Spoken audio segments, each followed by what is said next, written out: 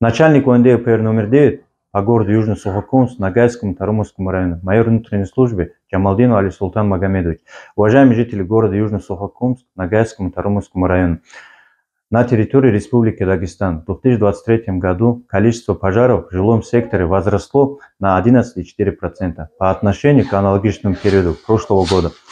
Основными причинами пожаров, прошедших в зимнем месяце, являются нарушение правил устройства монтажа, эксплуатации электрооборудования, нарушение правил устройства эксплуатации печей, растопка печи с использованием горючих или легковоспламеняющих жидкостей, нарушение правил устройства эксплуатации транспортных средств, неосторожное прикурение, разведение костров во дворах жилых домов для уничтожения мусора, неосторожное обращение с огнем детей.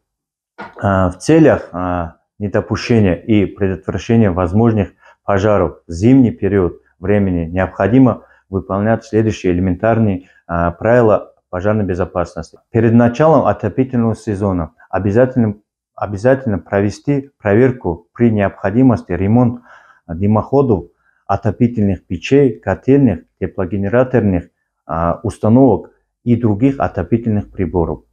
Также необходимо помнить, что очищать дымоходы и печи, котлов от сажи необходимо перед началом, а также в течение всего отопительного сезона и не реже одного раза в 3 месяца. Для отопительных печей, котлов не использовать неисправные электроприборы, следите за исправностью электропроводов, не устанавливайте электронагревательные приборы вблизи штор мягкой мебели, не сушите белье над электронагревательными и газовыми приборами. Но если возгорание произошло, то в первую очередь вызывайте пожарную службу по номеру 01-112. Четко сообщите адрес, что горит, и после этого самостоятельно приступайте к тушению пожара подручными средствами. Если пожар принимает угрожающие размеры и саму справиться с огнем не удается, то нужно покинуть помещение, отключив электроснабжение и газ, плотно закрыть двери.